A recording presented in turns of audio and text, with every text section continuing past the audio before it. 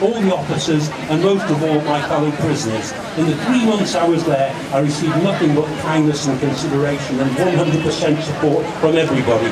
Believe me, the people in Scotland have a pretty fair idea what's going on in their country and who might be responsible. That is a disgrace, but we've got it out in the we've got it certain that they didn't do any investigation at all, and that is a national disgrace. It's not just a disgrace to Scotland, it's a disgrace to the United Kingdom, because while Scotland remains only part of the United Kingdom, we all have a responsibility to be done here. So Mr Cameron, are you listening? Stop talking, you know all about this case, because you repeatedly say it's a devolved matter. Devolved governance is one thing, devolved corruption is quite another, and it's time it was brought to an end, for the sake of the people of Scotland.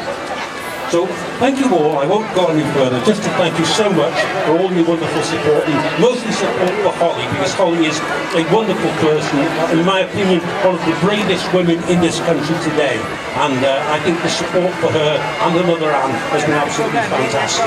So, thank you all, and keep watching this space on the Holly Grant case. We've come a long way, we've got a lot further to go yet, and it won't be comfortable for the authorities. Thank you very much to everyone.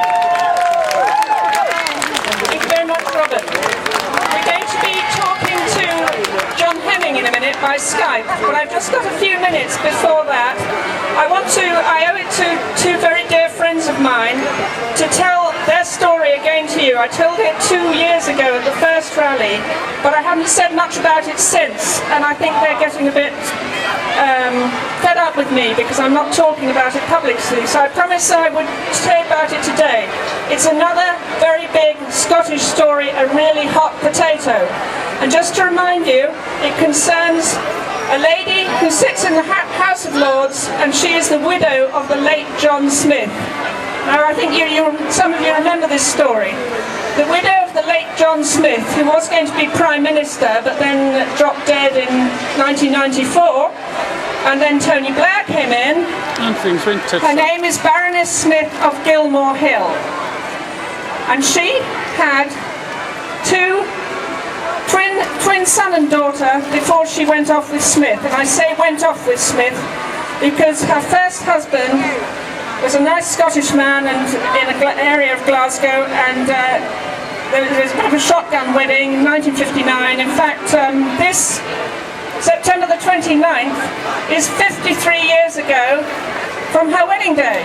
So, Baroness Smith will be thinking about her wedding, her first wedding today, I'm sure. It was a shotgun wedding, and about 5 months later she had twins, a boy and a girl, called Elizabeth and Robert.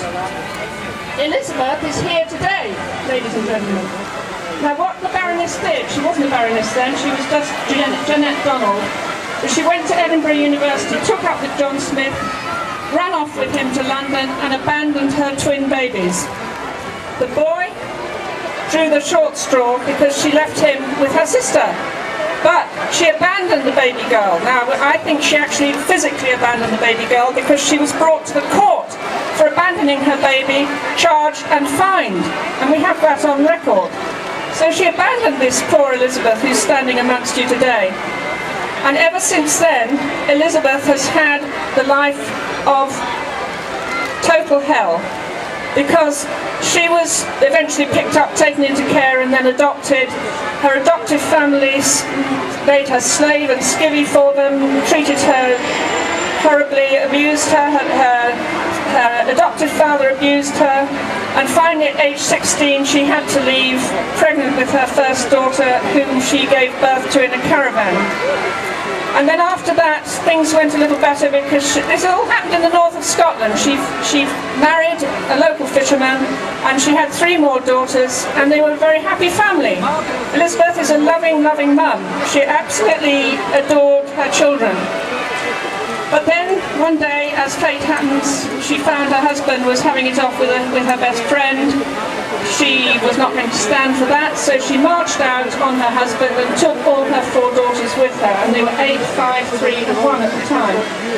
And of course, not knowing what to do, she went to social services, and eventually they were housed, and it went on from there, because at that point she felt very alone, as you would do, a single mum with 4 kids, no husband, and no knowledge of who her real relatives are, because she was adopted. So all flyer, I mean, don't miss the information tent. Grab every flyer you can lay your hands on and action it when you go home. Thank you. So is it?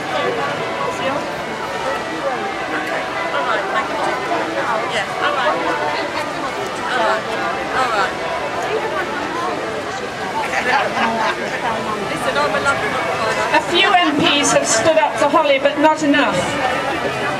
Most MPs, unfortunately, say Holly is not my constituent, or then they write a letter, and they write a letter to the Solicitor General of Scotland, who comes back with a standard letter saying Grampian Police and the authorities have examined Holly's evidence. There's no substantial evidence for her abuse, and that's how it ends. Right, maybe technical hitches, right. So, because of technical hitches, we'll have to wait a few more minutes for John Hemming. So can Maggie join us, please? 3 days ago, the Prime Minister, Mr. Cameron, said to the world that the recent Save the Children report, documenting the torture and murder of children by the regime forces of Syria, with Mr. Cameron going on to tell the General Assembly of world leaders gathered at the United Nations headquarters in New York that the blood of those young children tortured and murdered is a terrible stain on the reputation of the United Nations, and that the stain is on those who have failed to stand up to these atrocities. We here, the nation, ask Mr. Cameron, what about the murder? What about the torture of our own children in the care system here in the UK? Cameron and the British government have been made very, very aware by the media, with thousands of letters written and sent with evidence of the abuse of the children in the care. Surely, Mr. Cameron, that is a stain on you as the Prime Minister. How dare you stand and tell the world and condemn the world for exactly what is happening with our own children being murdered and tortured in the UK. With you ignoring all, and for what? Money and jobs in a child's best interest? Perhaps, Mr. Cameron, you should speak to Mr. Hemming, the MP for Birmingham. He is one of 650 MPs representing the nation. Oh, sorry, we need a book for the House of Commons of who's who. 650 MPs with many not knowing who is who. So, Mr. Cameron, as the Prime Minister, it is time you stopped accusing other countries for their wrongs and put right what you have been ignoring, the children of the UK. Mr. Hemming will be presenting a new family bill on the 26th of October. Perhaps you could support Mr. Hemming. Then you will have made a start to stop the atrocities for the children in your own country. There are some wonderful caring social workers, but for every good social worker, we could say 6 out of 10 are corrupt. Under the Children's Human Rights Act, it clearly states great parties shall prohibit the sale to another for money or for other consideration. What are the foster carers doing? They're selling our children! Damn right. They're adopting our children! The biggest foster agency in the UK, now you listen to this guys, the biggest foster agency in the UK has a turnover of £140 million a year. The next biggest agency has a profit of £54.2 million a year. And what about Bernardo's? Dr. Bernardo's, the bastards them! They have declared an income of £175 million a year. Then we have thousands of foster and adoption agencies, along with many other big charities in this country, also making millions of pounds a year. I've got John on the phone. So how is it possible for the thousands of foster agencies and charities in the UK to all be making millions of pounds from just 65,000 children? Maybe a bit of confusion with the foster agencies, who have many offices throughout the UK, and just maybe each office is claiming by mistake for one child. Who knows how thousands of foster agencies are making their millions and millions from a mere 65,000 children a year. Remember, no kids for sale, then there's no foster businesses and no foster agencies. Last November 2011, a foster agency went to the market for £80 million. Within 2 weeks, bidding went to £135 million. This was bidding on children's lives for money, to then sell the children to be prosecuted. We are talking about Prostituted, trafficked, sold to paedophiles. Remember, no kids, no businesses for sale. As for the Rochester scandal of children being trafficked and used for sex, as you may now be reading, they're trying to put the blame on the children. Mr. Cameron, I accuse you publicly, and please God put me in jail, because then we'll get some more truth out. So I accuse you publicly of telling lies with regards to grandparents' rights. Listen to this, guys. I wrote to you and to the Labour government before the elections, asking for grandparents' rights. If so, we, the grandparents of the nation, would vote. And it was the Tories who picked up and used my letter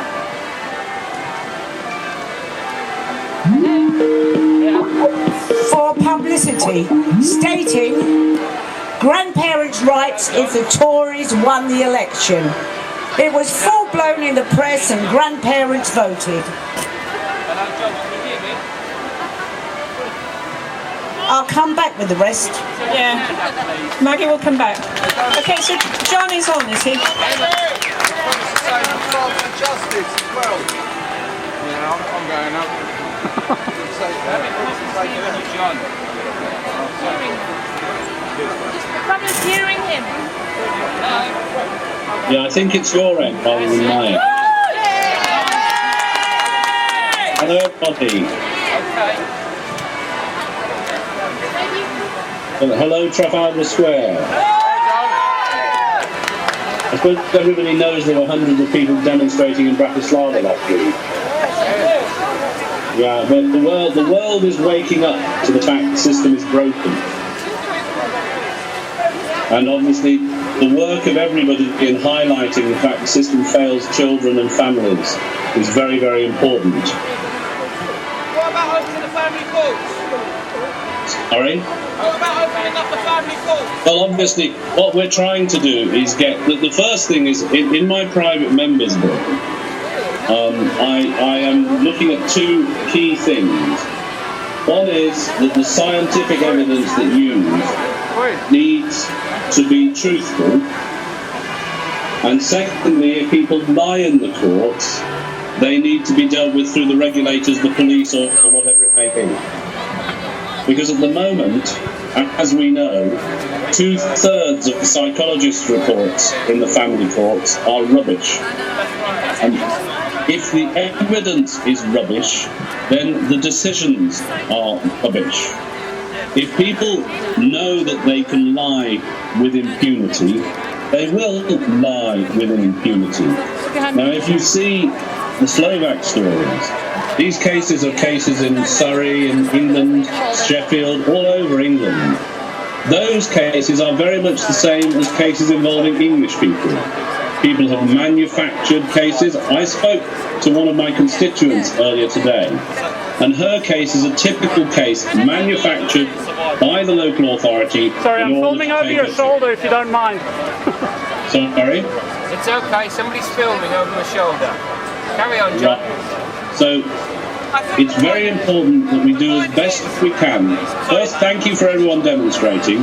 Secondly, we do have a private members' bill which starts the process of opening up the courts, which goes to Parliament on the 26th of October. And I would ask everybody to contact their Member of Parliament and ensure that they recognise that the system is failing everybody. That is right. And if you look at what happened in Rotherham and you look at what happened in Rochdale, that is far from unique. Children that are placed in care are then ignored. There was a case which is called ANS versus Lancashire County Council. And that case, which concluded that Lancashire County Council had treated the children in an inhumane manner. That is, they contravened Article 3, the no torture article of the European Convention of Human Rights. Also, I think that we need to have like the doctors to come into courts as well.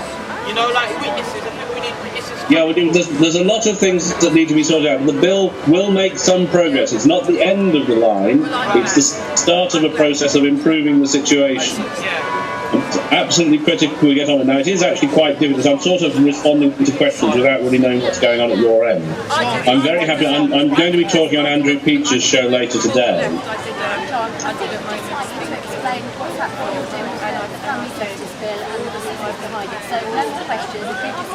Someone's busy talking. Well, there are certain very, very basic things in the family justice bill. Firstly, that people should stop lying in the court. That's true. And secondly, that what they should say should be based in sound evidence and not just made-up nonsense. Exactly, I agree with you. Yes. And that would make a big difference to the whole process. Yes. It's also about giving a voice to children who are in care. Thank you. So that, as it's said in the ANS case, which people can look up, it's quite straightforward. What the boys in care said, they wanted the important people to listen to them, because normally the important people take no notice whatsoever. And one aspect of the bill is to give a remedy to children in care. That is to make sure that the important people listen to children in care. Now, I apologise that I can't be at the demonstration, but I have a policy of prioritising my advice bureau, and my advice bureau is every Saturday morning in my office in Birmingham. So because I have to be here to see my constituents, I can't get down to be with you in London. I apologise for that, but my priority has to be to look after my constituents. However, I thank everybody for turning up, and I think at this point probably you'd be better moving on to somebody who's actually at the demonstration. Okay, thank you very much, John. Thank you. Thank you very much, John. But we do need justice soon, John. So is Paul Manning. Paul, you ready? Yes. Are you ready? And that follows on quite well, because he has a placard saying, "Gagged by Kafkas, Guardian ad litem's British Agency of Adoption and Fostering Profit." Yeah. Hello. Right, I'm not going to mess about, and I'm going to be very blunt, and I'm going to shout, because I'm good at it. The problem is with us and you're going to get what I mean when I explain it, is that we are British. We don't complain enough. True. We do not demonstrate enough. What we tend to do in this country is stand on the side and let things happen. Middle Britain polishes their car on a Sunday and cuts their grass, and they are not aware that children are being stolen in this country illegally. I want a show of hands for any parent, and I know why you're here, because you love your children. I want a show of hands for any parent who has lost a child to the social service. Come on, I want to see them now. I feel for you. I feel for you because I have lost my child as well. So, I want to say something else. I want to say, I am not a conspiracist. You are not conspiracists either. You are not mad. You are not insane. What is happening is reality, and the great British public are ignorant of it. But when you try and tell them that your children are being illegally taken by the social services, they say, because it hasn't touched them yet. Oh no, not in my country, not in this great democracy. I will say one thing to that. Bullshit. It is happening in this country. And if you can hear me out back there, if you've got children and you think you have them nice and safe and snugged at home, and one day they come home from school with a bruise on their leg, my advice to you is, do not get the social services involved. 100% correct. Do not get the social services or the secret family courts involved. Now I want to say something else as well. You might wonder, what on earth am I doing up here shouting at you? Why on earth do I care about this issue? I care about this issue because I have been through the family courts now for 4 years. As well.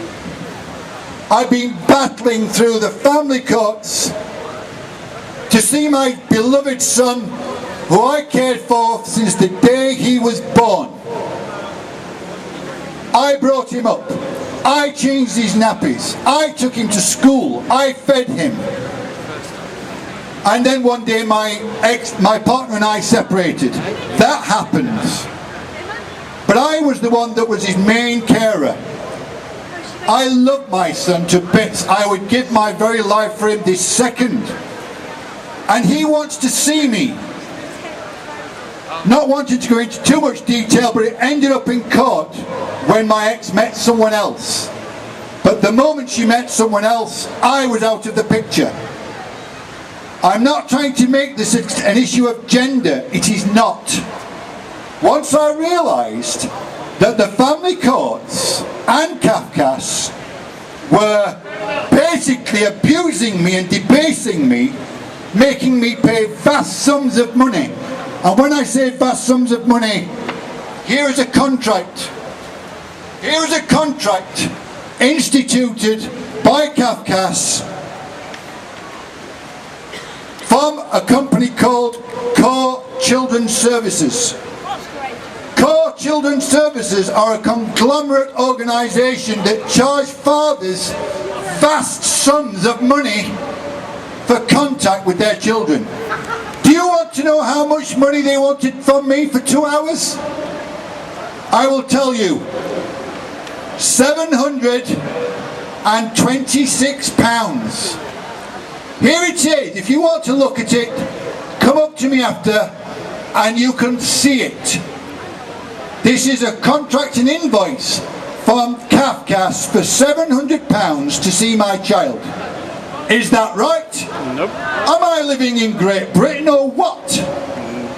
Now once I realised that the children's courts was corrupt and that families were being debased, I saw it from a father's perspective at first.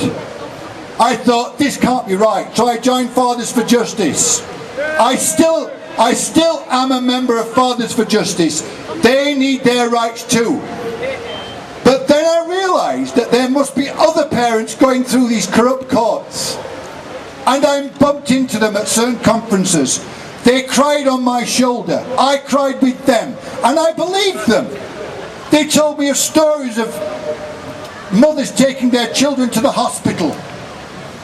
Now, if a mother takes her child to the hospital, what can you presume? That she has not harmed that child herself. What mother would take a child to hospital if she knowingly knew she'd abused her own child? But these mothers go to hospital, and within hours, on many occasions, their children are snatched by social services. And that mother has to prove her innocence. She is guilty until she is proven innocent. This is the state of the social services in my country, which I am ashamed of. Now listen, you people, it's happening here. I am not a conspiracist. I am not stupid, and I don't think you are. Get on Google, Google child stealing, get on Facebook and see all the groups throughout this nation who are trying to expose what is going on with the social services. I have now become a campaigner because I'm still fighting for my son. But I'm not just fighting for fathers now, I'm fighting for all parents who are losing their children. And where do these children end up? Many of these children are put in foster care homes, carer homes where they are not looked after. I am from Sheffield. What does that remind you of? What have you heard in the news lately about Rotherham and Sheffield? You've heard about paedophile rings abusing 12 and 13-year-old children and the police covering it up. Have you not read about that? Yep. I've read about it. I've read about it, and I live in that city. Now listen, those paedophile rings in Sheffield and in Rotherham, this is not an issue of race, by the way. They were an Asian group. This is not an issue of race, and I wouldn't want to make it one. But those children, many of them, where did they come from? Where did these children come from who were being sexually abused? Tell me. Many of them were coming from care homes where they were supposed to be protected. That's the standard of the social services care for your children that get put in homes. That is what's happening. That's the reality of this country. I don't know how long I have, but I'm sure someone's going to tap me on the shoulder to kick me off. But I've got so many things to say, I've got so many things I want to tell you. But listen, British people, for God's sake, wake up. It's happening. Thank you. Now, we've got Maggie back. I cut her short, sorry. Oh, can I put it in that thing? Yes.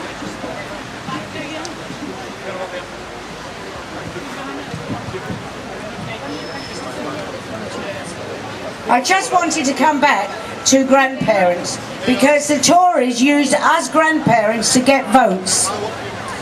And it was full-blown in the press, and the grandparents voted.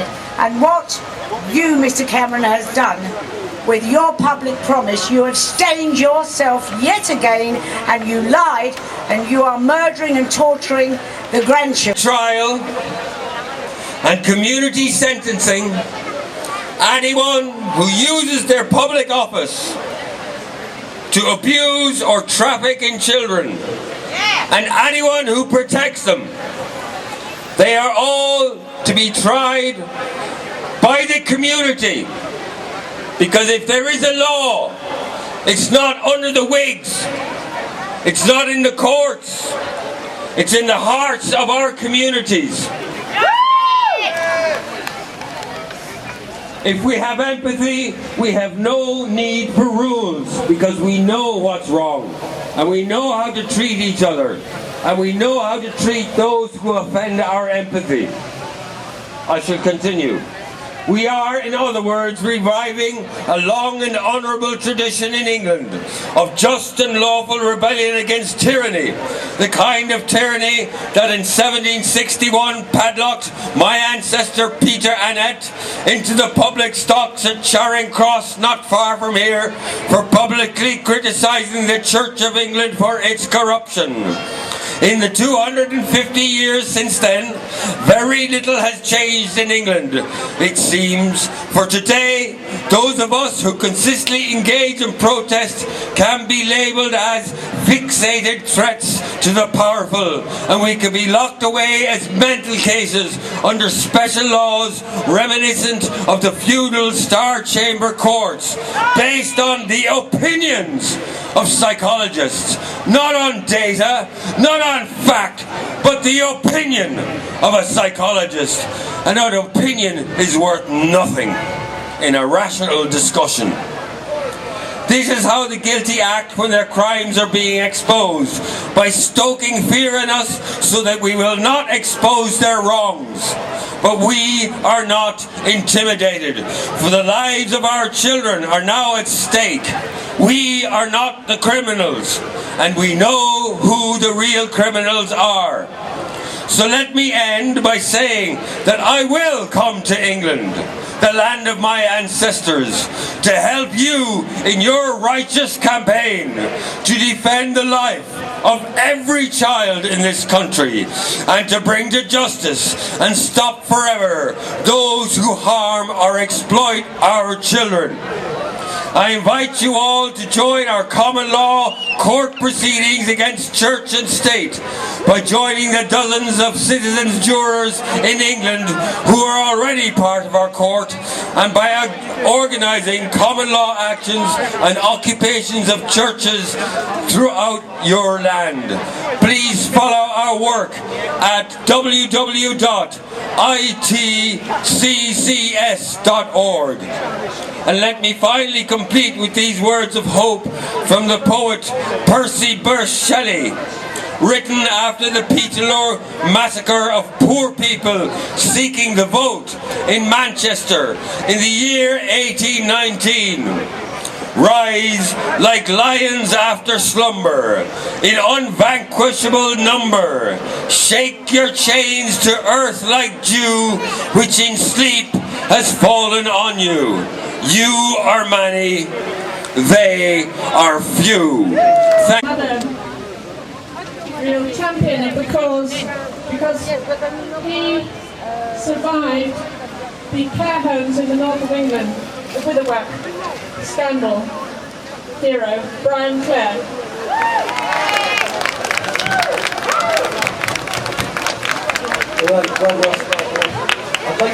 It is so important. I want everybody to listen to this, because this island has been the lifeline for parents fleeing the social services system in this country, but not for very much longer, so we must really get behind this. As you may know, Ireland has been a sanctuary for many parents to protect their children from forced adoption and attacked by social services in the courts of the UK. This is because the Constitution of Ireland protects the rights of the child through the parents and the rights of the entire family at the same time. This means at present that it is almost impossible to forcibly adopt children in Ireland, at the same time giving a greater protection for children and families from the state. Children's protection from the state is by the rights of the child being exercised only exercised by the state. By the insertion of the term in part being the state as guardian of the common good shall, by proportionate means as provided by law, endeavour to supply the place of the parents. The overall change in law is complicated, but those changes mean in everyday terms that the state will take over in place of the parents. What will this mean to families and children in Ireland should the referendum on the rights of the child result in a yes vote? 1. Any court in Ireland at any law level level can make a decision in exceptional cases that would then remove the rights of the child from the family to the rights of the child under the state, thereby allowing the state as parent to forcibly adopt the child to whoever the state chooses anywhere in the world, preventing the child from ever seeing their parents, grandparents or family again. 2.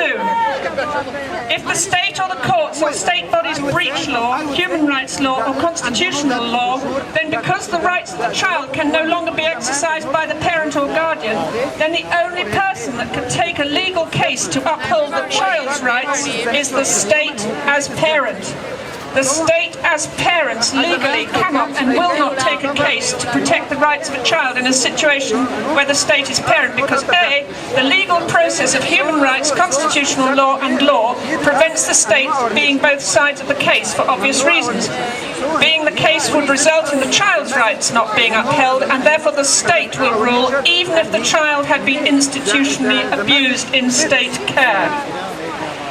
4. Therefore, the rights of the child will be gone forever, as there is no one else but the parents who could have exercised those rights in the first place. 5. The United Nations rights of the child offers no protection to children in any country in the world because no country has written into it statutory law so that a legal method exists to exercise the child's rights. The best you could expect is a letter from the UN Commissioner agreeing that the rights of the child have been breached without any ability to enforce any legal action on the state or for you to do the same.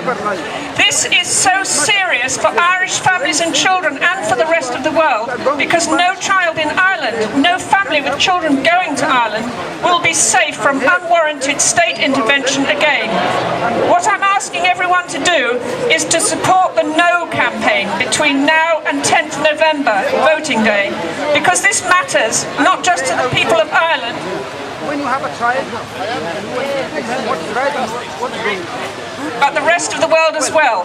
What we need is a no vote on the 10th of November, as this would keep the protection for families under the Constitution of Ireland, allowing us to then campaign for the same level of protection of families across Europe and eventually the rest of the world. To link up with the No campaign, go to www.freethinkingvoice.org to the Ireland Children's Rights referendum page, where you will find all the contact information and websites and information from the No campaign.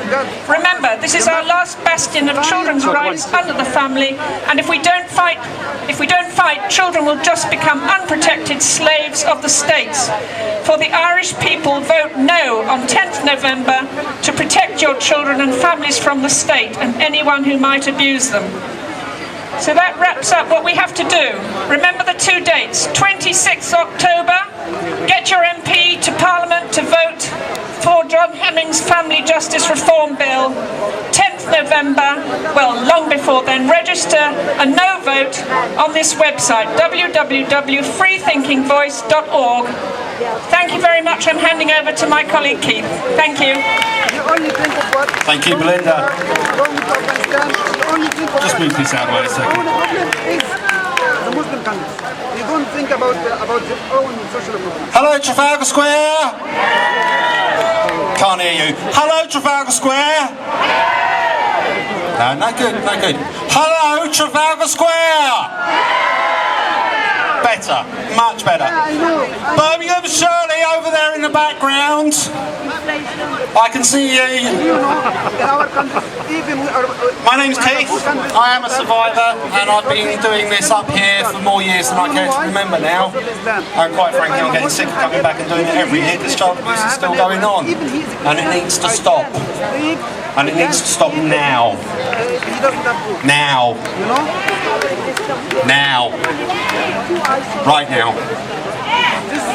We've heard lots of stories today. I'm not going to talk about what we've heard up here because I'm actually here as a survivor for survivors. So, it's been a power. I've seen a number of adults who've been appallingly abused as children. And that's what one of you guys are in here. You don't want them because it's your family. That's bad enough. but abused by organised paedophile groups, abused by satanic sects and other cults. And it starts, sometimes even from birth, they're indoctrinated into these groups, and there's no way out. Long before they go to school, Isn't that Francis? it is their life. Florence? No. It happens to be the best crime because the way they're treated with mind control, it creates, in many cases, multiple personality. So the child that goes to school doesn't know that she's being abused. That's been hidden. She's another place. She's a schoolgirl. She's fine. But the child that's being abused is hidden inside, except it comes out when she's being abused. So this is a horror which is in general not recognised at all. Now, in 2012, the Church of England came up with a well-thought-through document about helping those who have suffered or are still suffering abuse. And in that document, it says that every city in England has at least one sect, every town. So there are these sects all over the country. And in general, it's not recognised, it's not known. If people are thinking in this way, if they're abusing them, even as in adult life, they're the last people to complain about it because they have come just to feel that they are worthless. They've come to feel that they have nothing to say, and they're not. So, what can we do about it? Well, what we can, there is a case, I think it was in Bristol, within the last year, where we went to court and where adults accused of child abuse who actually belonged to a satanic sect. But these things are considered so unbelievable that they're not brought to court. And if abused children are brought to notice of the police, if the police are not themselves involved, and I'm afraid that happens, the police will in any case say, well, this case could be brought to court as child abuse, but we mustn't say anything about any cult activity because no one would believe it. So you wouldn't get a conviction at all. So they have to go what they can get convictions. Now, I'd like to read a short poem about, well, it happens to be written by an adult who's in her 50s, but this is part of her. That is a poem which she completely, the poem doesn't come out. The poem only writes. And she doesn't know if she finds the poem on her computer, she destroys it, nearly always, because she says it's too horrible. I can't keep this. I spoke to the poet in Perth, and she was extraordinarily hurt. I'll read out the poem which came to me every last week. Lies are the window of the soul, but look into the dead eyes of an used child. Pick with care as you walk into the veritable labyrinth.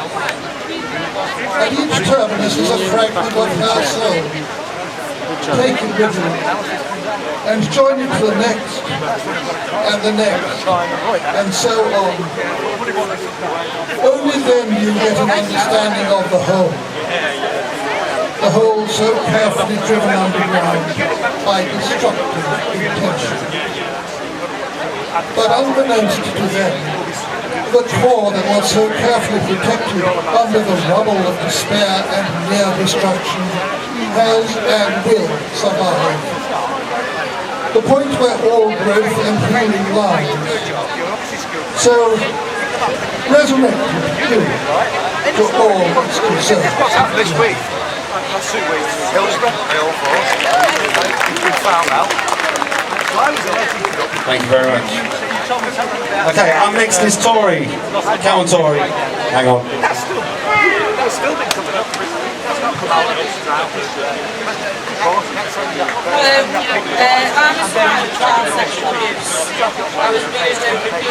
Bigger houses, more kids to foster. Foster carers also receive payments for holidays, respite, telephones, insurances, cars, you name it, and the carer gets it, all tax-free. There is a documentary, I don't know if you all know this, there's a documentary being made by the fostering industry, advertising, listen to this guys, advertising for young kids from 18 years of age to apply as a foster carer. 18 years of age. So what have we got? Kids looking after kids? Caring for the kids? Amazing. With my research, I am also told that children in the care system are disappearing from the schools. When the schools question the social services, the schools are given no explanations. Why? And what about the new setup for specialist foster carers? £750 a week, tax-free plus. And even if you have no kids in your care, you will still be paid £350 a week. I gotta go. I can't tell you the rest. Talk to you later. Bye. Thank you, Maggie. We need to check all this out. I think if you go on Maggie's website, Children Screaming to be Heard, her charity, you'll be able to check quite a lot of these facts. Thank you for your research, Maggie. We need to know. So now, Cornelius, you've got a statement. What? Guy said earlier on, he's absolutely right. Everyone basically needs to wake up and smell the coffee what's going on, because these family courts, they're not working at all. You know, they're taking away our kids by false allegations. They're using sexually abuse on a lot of mothers and fathers, and this is not the way of the world at all, people. Okay, we need justice in this world, right? We need to demonstrate outside these family courts and outside Lambeth Social Services and all other social services as well. We can't just basically stay here, right, and not obviously listen what's going on and ignore the situation. It's time for us now to wake up and actually do something in this world, because obviously, yeah, the time is coming. You know, Judgment Day is coming, and if we don't do anything to save these children, yeah, then all hell is going to break through. I tell you that for now, because the police is covering it up. The government is covering it up. The majority of some MPs are covering it up. But John Hemming, he's a good person. So we got to support John Hemming. And also, just like the Bagley Carter, that's also law as well. And, you know, Holy Greg as well. We have to support them too, because they need justice. You know, we all need a justice in this world. That is what we need. Yeah? Because what we want to see the witnesses coming into court. We want to see jury services coming into court.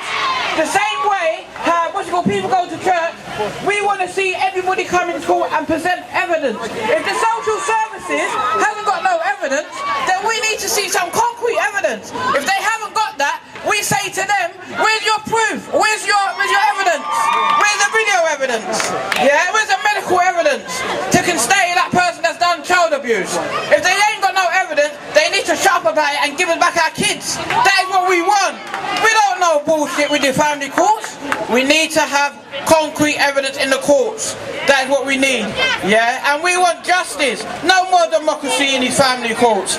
Yeah, this is what we want. We want to try and support all these people that has come to this demonstration today, and obviously, you know, we want to have justice. And also, right, I just have to say that the social services has actually, you know, damned my little son there, you know, and also Chloe, Nikki is very unhappy as well. You know, they have stolen our children, and this is what they're doing to us people. They want to put chips in our heads as well, right? And this is not a... I know obviously she's very upset, you know, because she can't come here, Nikki. She's been very upset and she misses her daughter. Yeah, and what we're going to do, people, when we get our children back, because in God's name we will get our children back, we are going to get everybody else's children back out of care. Because this is what we want. We want justice. What do we want? Justice! When do we want it? Now! What do we want? Justice! When do we want it? Now! Okay, that's good. But remember this rally, what we have today here, people, yeah, we are never ever... Speak. Yeah, okay. So what's your name? Brenda? All right. Okay, just... Good afternoon, everybody. watching Coronation Street and think it's real life. I want you to stop watching EastEnders thinking it's real life. And I want you to get to the real life which is on this stage. That is not real life. I'm raising my voice because my son at this point in time is locked behind a door with my ex-husband who is a paedophile. And it's not funny. Whoever's laughed, don't laugh. The police are protecting him. The social services are protecting him. The Roman Catholic headmistress is protecting him. I am not rent-a-womb for a paedophile. I never have been and I never will be. Please, Britain, will you please listen to a mother who carried her son for 41 weeks? I would die for my son.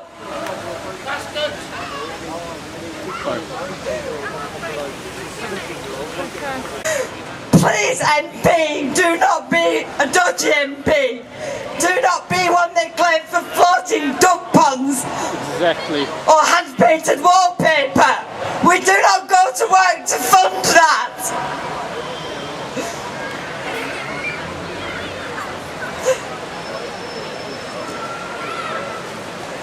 I spent all night on an overnight bus. I will go all night tomorrow without sleep. And I will die for my son. I've got the evidence here in black and white. Lies. Absolute lies. And please, I want justice. Will you please open your ears? My life is nothing without my son, and I do not condone what is going on in the UK. I have walked round here, people have walked past me. I'm struggling to stand up because I love my son and my mind's been tortured.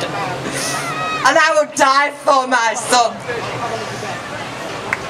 So please, do not bring children in the world not to care for them. If you prefer a dog or a cat, leave it at that. Children have the rest of their lives to live through after abuse. I know so many people who cut themselves, who end their own lives because of abuse. They don't have to be born. Just respect. If you want to bring in a child into this world, respect them. And if you don't respect children, don't jolly well have them. And that's my say.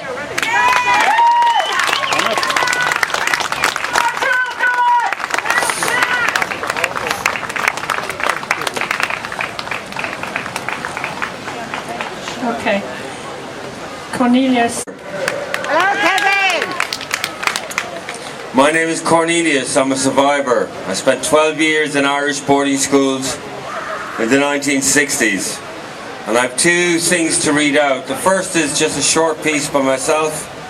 And the second piece is a statement on behalf of Kevin Annette, who's been working for the last 20 years to bring out the story of institutional care in Canada and in North America, and in particular the story of the notorious Indian residential schools where 500,000 children were taken from their parents under guns and placed in residential institutions to be re-educated so that they could fit into the culture that had invaded and colonized their lands. So I'm going to read my first statement. As a natural child, I was not expecting to be abused. And I was not expecting this kind of society. None of us were. And whatever it turned out to be, we have had to deal with it just to survive. And not everyone survived. The natural child within us all was not expecting this society, this power structure, and this abuse. Each of us has a story, one which is unfolding, and that's what life is. Interconnected stories unfolding. We are connected, my brothers and sisters. This life is personal because we were there, we are here now, and we all feel. We are sensitive, aware, alive, and we feel. So, when someone hurts us, it makes a big difference, a huge difference. When someone ignores our calls for help, we feel what that means. You were there, and you feel, and you felt what happened. And you are here today, and you are sensitive, you are alive, and we all feel this. The natural child was not expecting priests and other carers, institutional or otherwise, to abuse her. The natural child was not expecting the abuse perpetrated in the Magdalene laundries, in the Canadian and American Indian residential schools, in the Irish industrial schools, in the Australian Aboriginal schools, in their care homes such as Nearcall Orphanage run by the Christian Sisters of Mercy. So many children in boarding schools and residential care systems all over this earth, in almost every single country on this earth, under the care of almost every state and religion on this earth. We're not expecting this abuse. The natural child was not expecting what's happening in homes for elderly, up and down this land of England, in prisons and in youth offenders' homes. And all of this violence is connected. The same governments and church that are resisting the works of survivors like ourselves around the world, the work of Kevin Annett, John Brown and many, many more, are those that engage in wars abroad and fail every time to bring genuine peace and democracy in the aftermath of these wars. All this violence and abuse is connected. The same government that last year detained and deported Reverend Kevin Annett presides over austerity cuts. Council adoption is now being offered more and more to private companies, the private sector. Adoption is a business. Yep. It is commerce, carried out for profit. Yep. Even as the data reveals that adoption in the UK causes more harm than good. Yep. That children in care and adoption and fostering are 5 times more likely to suffer from psychological distress, self-harm and other issues. This is data, this is not an opinion. All of these matters are connected. That is, for me, what this rally is about. Yep. It is also about what the natural child is. An innate expectation of certain qualities such as respect, love, recognition of who she or he is, acceptance of their differences, respect. Respect is more important than love in quotes, let me tell you. A sense of joy that he or she is here, and delight as he or she reveals herself, her talents and her love. Respect, I say again, is as important as love, for there is no love without respect. Every child and every human being is a natural child. And that is the end of my personal statement. Thank you. I wish to thank the organisers and all the people here who are working throughout your lives. A lot of you with great difficulties, personal and otherwise, and you keep on working for your own story and for all the other connected stories. and I praise you and I bless you for what you are doing. My heart is strengthened by what you are doing in my own work. I'm now going to read a statement from Kevin Annette. Greetings, everybody.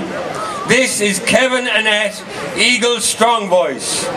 I am unable to speak to you in person today as we had planned and as I had very much hoped to.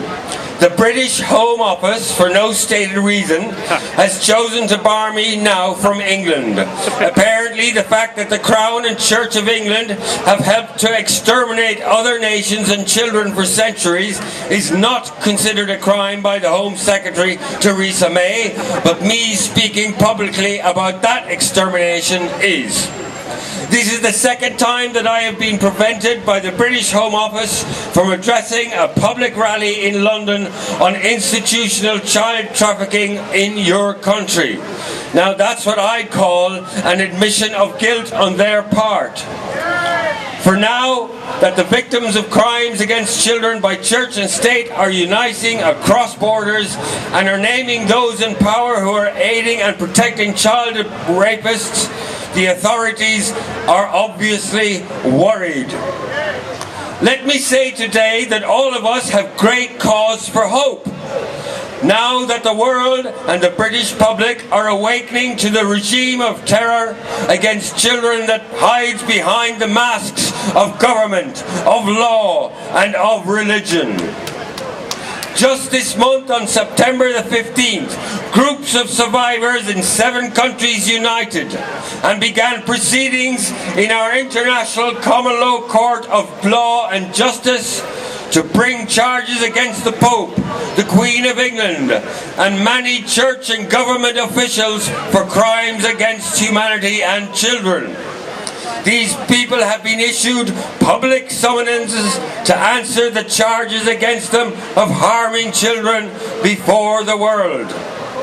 By taking this step, we are not only confronting child rapists in higher places, we are placing outside the judicial system that aids and abets these criminals and saying that when constituted authority refuses to protect our children and our liberties, then we must do so. By asserting our inherent rights to prosecute and sentence those who harm us and threaten our future. By taking this step, we are not only confronting child rapists, oh, I said that already, excuse me. We have taken that step after long and bitter experience has taught us that the courts actively collude not only with individual pedophiles and abusers, but with the Pope and many other people who are heads of state. And that these heads of state and officials are somehow immune from prosecution. Our so-called governments have thereby condemned untold numbers of children to more abuse and torture. Well, 2 years ago, here in London, 20,000 of us told the criminal in Rome what we thought of him when we marched along the streets up on Piccadilly, past Trafalgar Square and down into Whitehall. 20,000 brave souls protested the Pope, and we had quite a party, let me tell you. Today, we have resolved to do more than simply protest. For we declare before the world that we will begin to perform citizens' arrests on known child-raping priests and on anyone who protects them, no matter how high their office. In so doing, we are saying that those who violate children have no place in our communities, in our churches, in our governments, in our councils, in our classrooms. We have also resolved to seize the property and wealth of any church that traffics in